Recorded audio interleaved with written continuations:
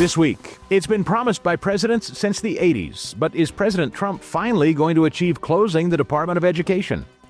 One state legislature makes a new law to prevent COVID-style lockdowns from ever happening again.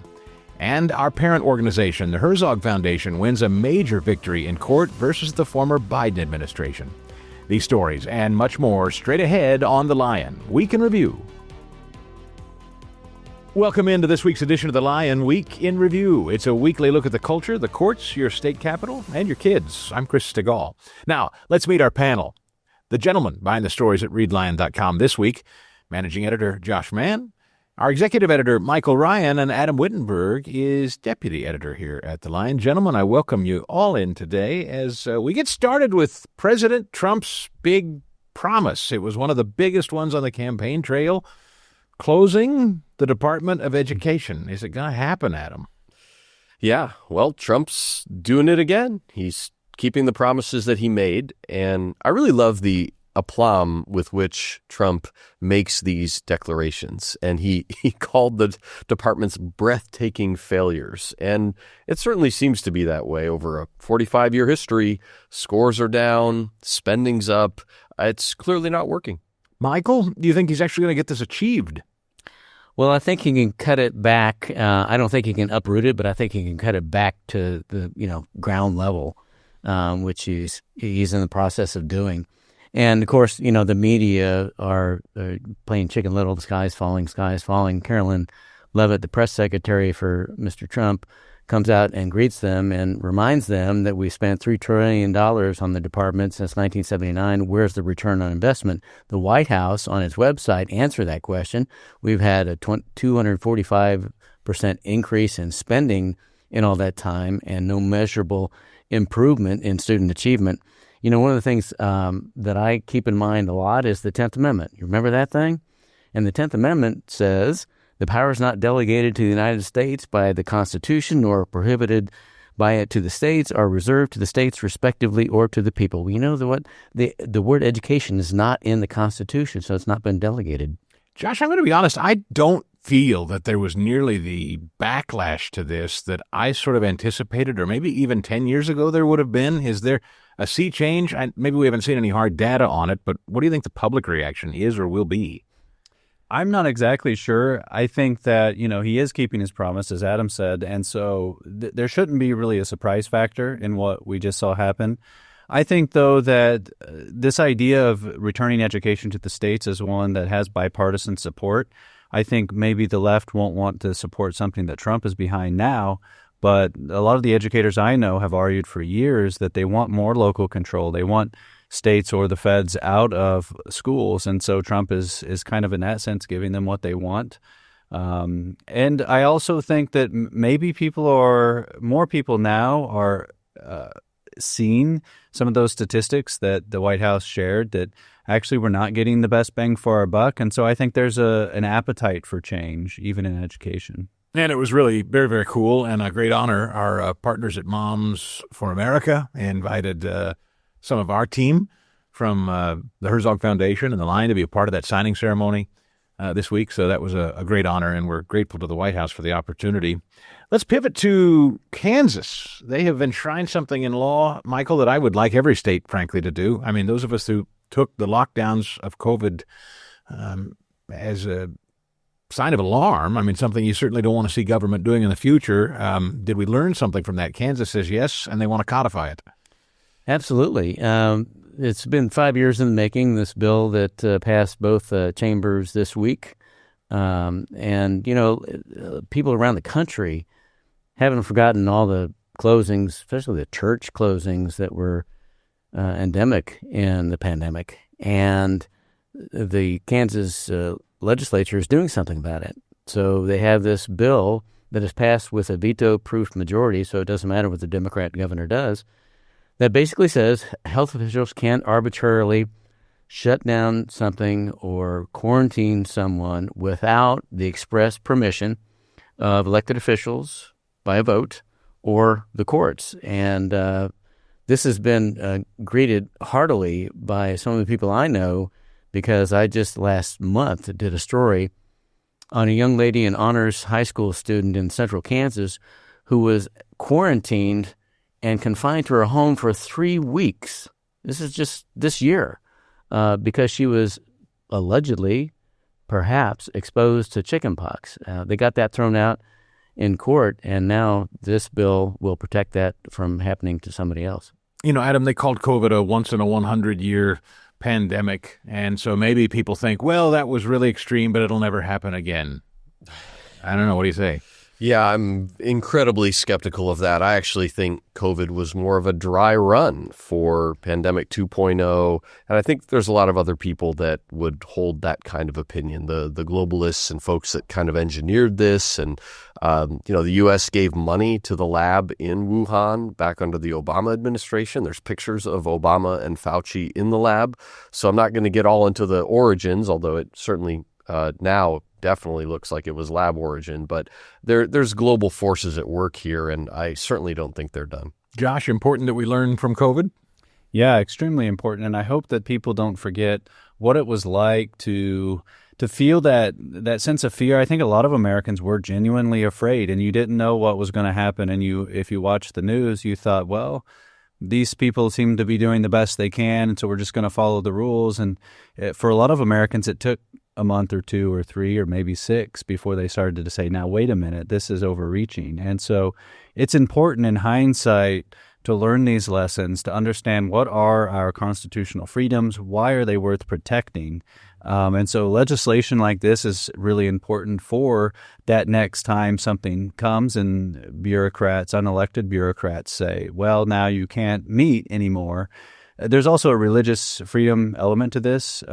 We saw churches, especially in California, there were churches paying fines, daily fines, for continuing to meet and to kind of thwart the state government there. And so extremely important.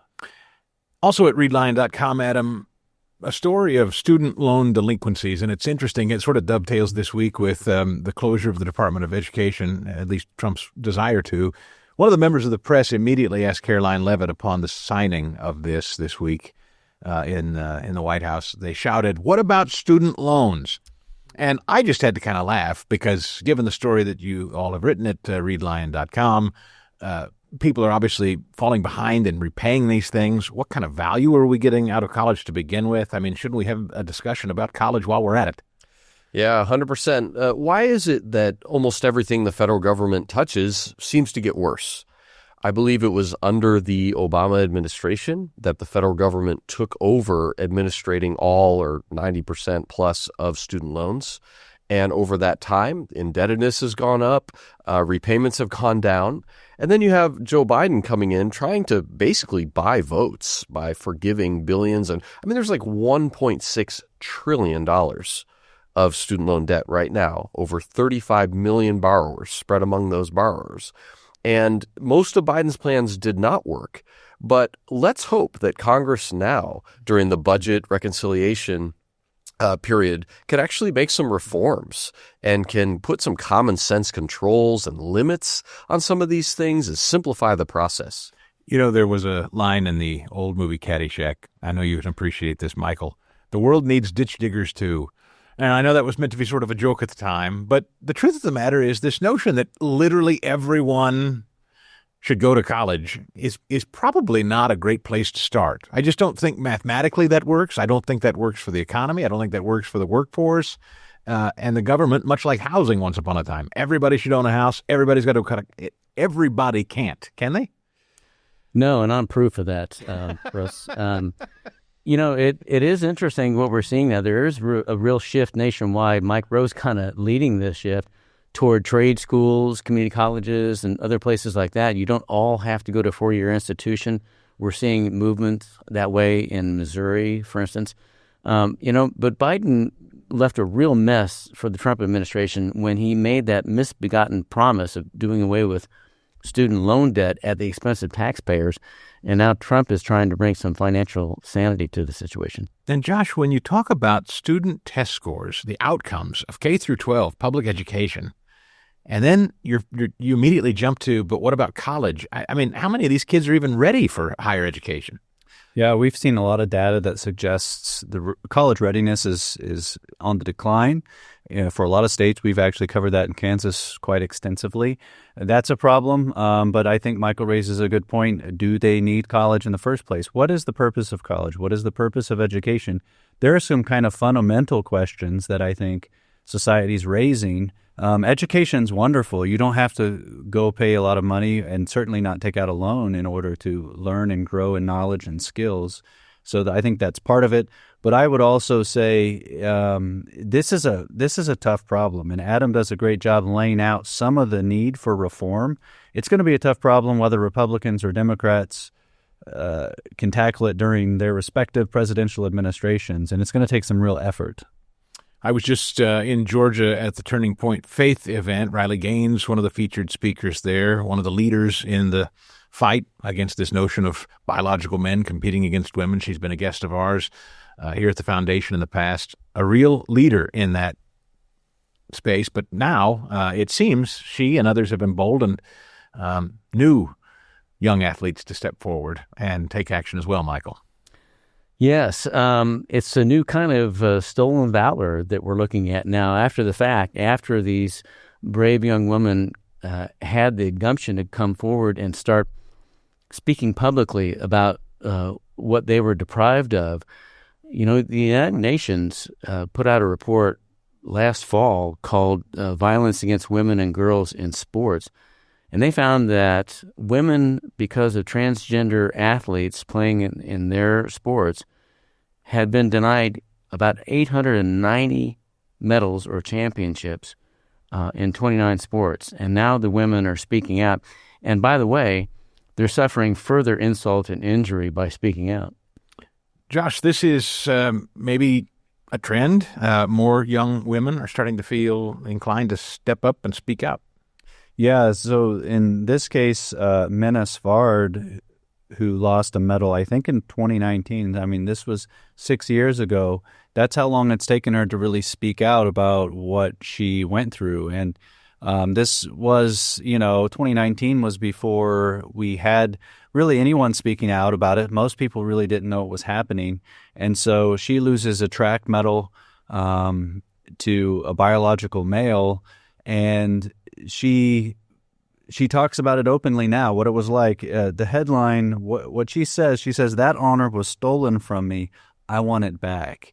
And that does take a lot of bravery. And I think because of the Riley Gaines and because of some of the attention now, and especially with the Trump administration, these young women have a little more courage to speak out and say, you know what, that was wrong. And Josh, I'll stay with you just briefly before we take a break, because an important story, at least to us here, but really an important story to the country. Our parent organization here at the Lion, the Herzog Foundation, was involved in some litigation with the Biden administration. And Josh, I just ask you to briefly summarize that for our viewers and listeners and what ended up happening. Sure. So in 2022, Congress passed a law, signed into law by Joe Biden, called the Pregnancy Worker Fairness Act. And part of that provision had to do with providing for pregnant employees certain medical needs they might have. Well, the EEOC, which is a federal agency that enforces these laws, expanded that and said that should apply to abortions. And so places like the Herzog Foundation have a religious objection to abortion. And so we sued in October and just had a preliminary injunction in our favor issued on Tuesday. So this is a win for religious liberty, that Christian organizations shouldn't be required to provide abortion-related medical care to their employees. Good stuff. Panel, thank you. When we return, we wade through some of the sound from the week on cable news and on Capitol Hill as the Lion Week in Review rolls on next. Welcome back to the Lion Week in Review. I'm Chris Stegall. If you missed any of today's show or you're interested in more of the great news you're hearing here today, be sure to regularly check out The Lion at readlion.com. Panel, want to get into some of the sights and sounds we hear this week on television, including the economy. Laura Ingraham sat down with President Trump, and one spot that maybe he's starting to get a little soft in the polls on is the economy, and Laura Ingraham addressed it with him. Take a listen. It could be. I mean, I wouldn't mind a summit, but there's going to be something else taking place. It's called April 2nd, and that's going to be tariffs. And China will pay and other countries will pay. We've been ripped off by every country in the world. friend and foe. And on April 2nd, I call it the liberation of America. We've been the fat, dumb, foolish country that allowed everybody to rip us off, including our friends.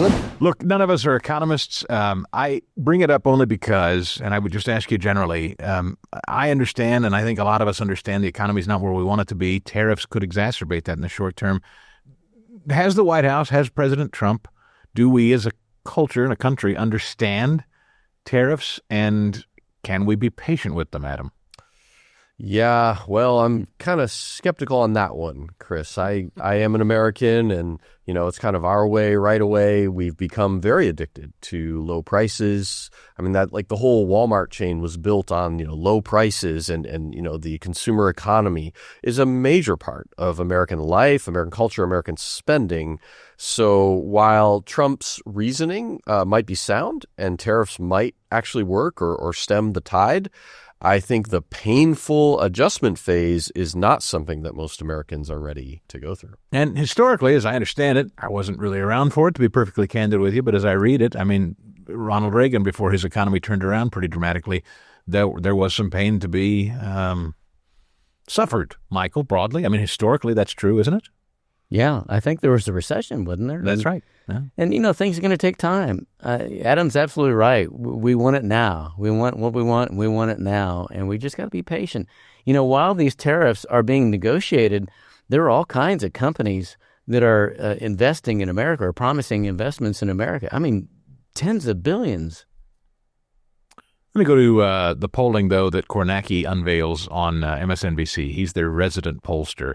And one of the things that fascinates me is, despite the economy news and the polling there, which is a little wobbly, the public does seem to suggest they have faith in what Trump's up to. Take a listen.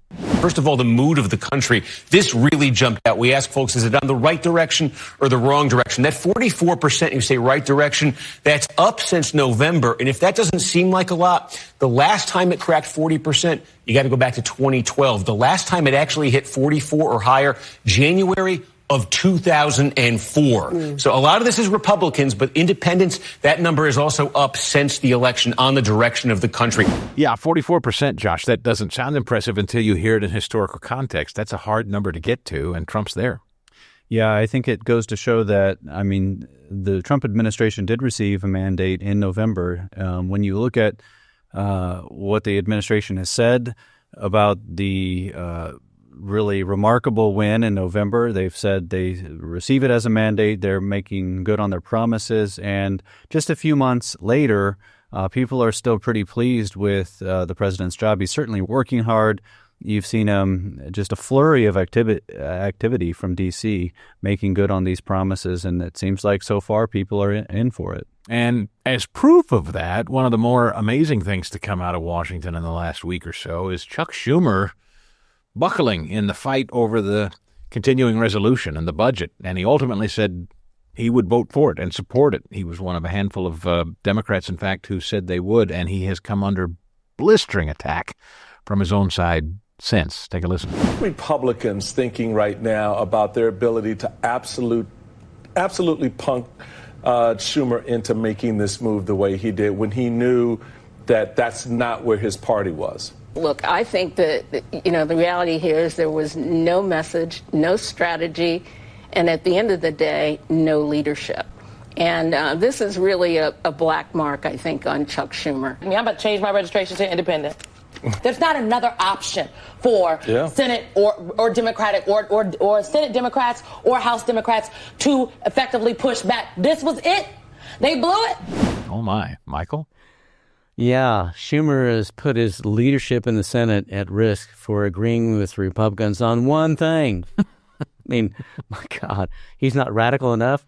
No, apparently he's not. And now AOC is the figurehead of the Democrat Party, and that tells you everything you need to know. Last week on the show, Adam, we played, or 2 weeks ago, Claire McCaskill warned that if the government shut down, the Democrats would be blamed. She warned them about that. I think Chuck Schumer knew that. I know they're angry at him, but my gosh, politically, it seems like it was the smarter thing to do. Yeah, well, going off Michael's point, Democrat poll numbers are already in the tank. The party, those critics were right, actually. They don't have leadership. They don't have vision. They're not offering something constructive for Americans. And so the Republicans have the mandate. They're legislating. Trump's not slowing down.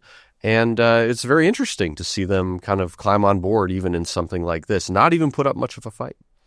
PBS to the rescue, though. They try to help Chuck Schumer, throw him a lifeline, change the subject altogether. Donald Trump has always regarded Jews as transactional, people he can use. He regards them, he needs money, he needs votes. He can use the charge of anti-Semitism, even, going way beyond where it is. And he's done lots of things that encourage that encourage other anti-Semites. He sat down with this guy Fuentes, one of the greatest anti-Semites in America, when in Charlottesville, when they rioted against the Jews and wanted to harass or even burn down a temple. He said both sides have merit.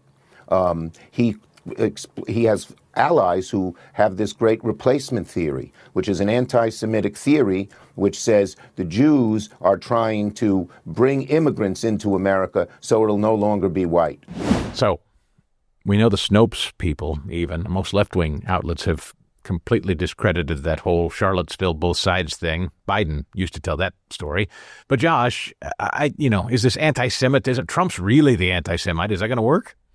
I don't think so. I mean, let alone the lie you mentioned is, been proven false, but also this guilt by association idea is a flimsy argument. It can be sort of brought out for arguments on both sides of the aisle, but guilt by association is fallacious. It's not a good argument. And the other thing is Trump has clearly done a lot to curb anti-Semitism, and so you can actually look at policies and things he said in that regard. And so I think, Schumer's politically posturing here, and it's to be expected.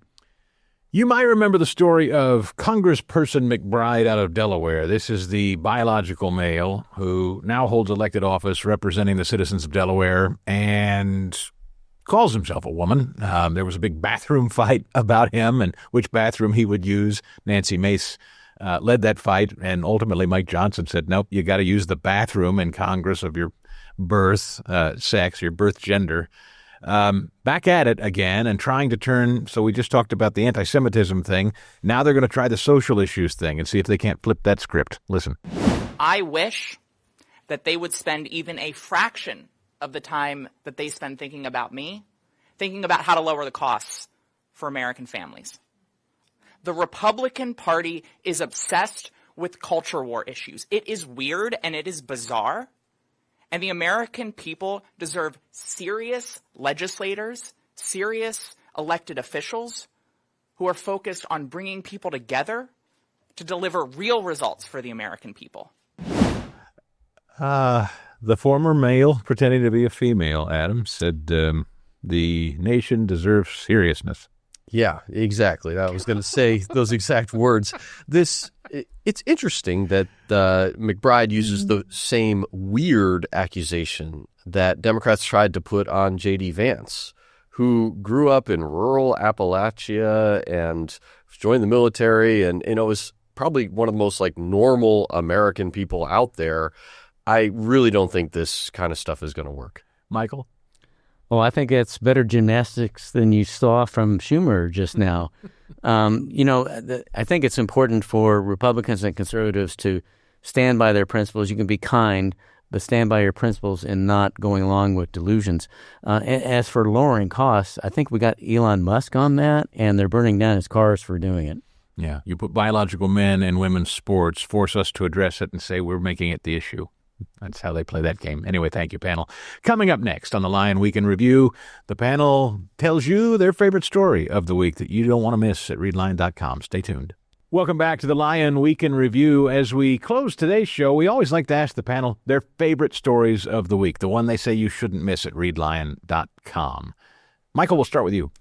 Yeah, I'm going to be a homer here and talk about the Herzog Foundation, which publishes The Lion, having won an injunction in the case where Christian organizations and others were being forced to provide abortion or access to abortion services.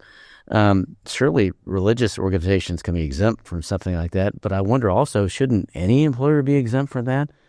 Remember the Hobby Lobby case, where they were being forced through Obamacare to provide the morning after pill, for instance, to employees. They sued and they won, and that too was another religious freedom victory. Josh, man, your favorite of the week.